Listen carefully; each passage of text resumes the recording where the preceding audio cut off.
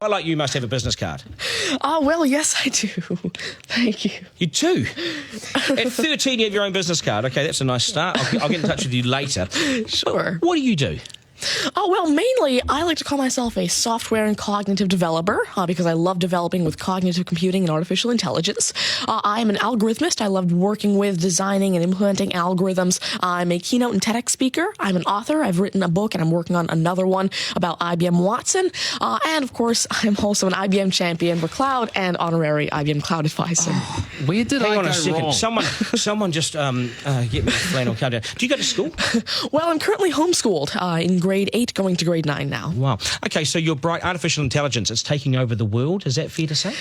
Well, you see, that's actually one thing that I believe a lot of people have, the sort of misconception that artificial intelligence is this technology that was made to replace humans at really everything we do, whether it be, our jobs or whatever we do at home every day. But really what I believe is that artificial intelligence was developed and is continuing to be developed for the sole purpose of really augmenting our life and amplifying our skills or capabilities and what we can do every day. But what about when the computers actually learn that they're better than us? Well, you see, that's sort of called a singularity of artificial intelligence, at which point artificial intelligence has surpassed human intelligence to the point that we cannot control it. But really what I believe at this point, artificial intelligence, I won't go into the details right now since we're limited on time, but the thing is right now, artificial intelligence itself as a technology is so foolable and so primitive that either A, we won't reach that singularity point, or B, if we do, it's a very long ways off. Do you understand that, Mark? No. I couldn't. I wanted to take notes for the exam at the end of this. You lost them in the first sentence. Could I perhaps offer you a golf ball? There you go. Thank you very much. You do this YouTube channel, which you teach people. What is that all about, and who is your target audience? Yeah, sure. Now, I actually have a YouTube channel called Tanmay Teaches that I've been running for around 6 years now, and it has over 144 videos and now 22,000 subscribers.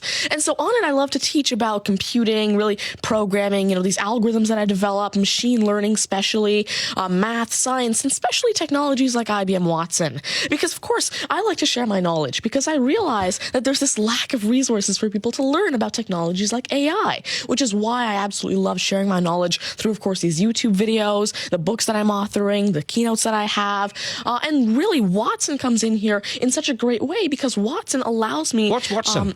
Sure. Well, Mark thinks he's a golfer, but what is Watson? Now, IBM Watson is essentially a cognitive system that allows developers to incorporate cognitive and machine learning into their applications without having to code in the actual intelligence. And what this means is that, of course, right now, really one of the main reasons developers aren't incorporating more machine learning into their apps is because it's so hard to do. It's really difficult to incorporate intelligence because... Has the I'm going to take this somewhere else, this interview. Has the Homeschooling Association of the World got hold of you as the front person?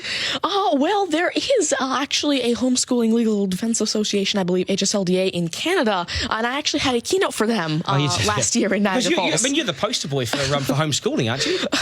Well, I did have a keynote for them, and I talked a lot about the advantages of homeschooling and why it's great for kids who want to go into different and really targeted subjects. Okay, I want to get right down to business now.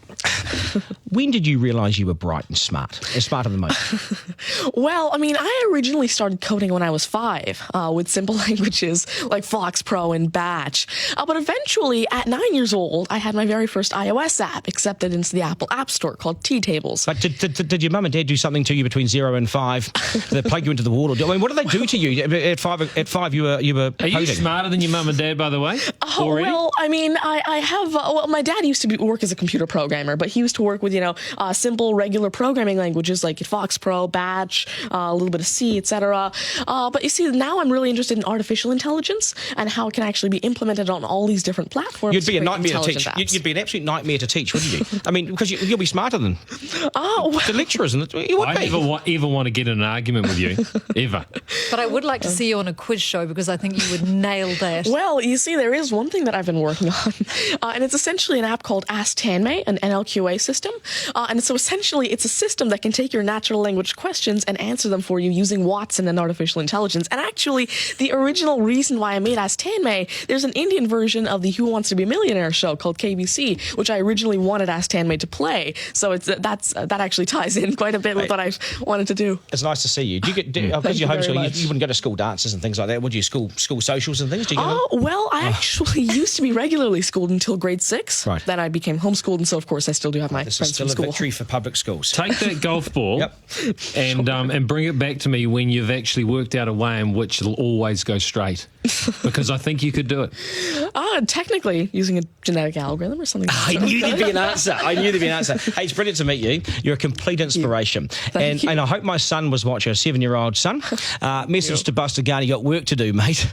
Do your homework, and we got to sharpen things up. Nice to see you. Thank you very All much. the very best. Thank You're you. amazing. Thank you. You're amazing. Okay, news is next, and then we are joined by today's panel, which won't be as smart as this guy, but they'll still be good, and we will head back to some of the beach as well for a game of 9 and 10. So much pressure now on the contestant at 9 and 10 just to rip through it and get it right. It's coming up after 8.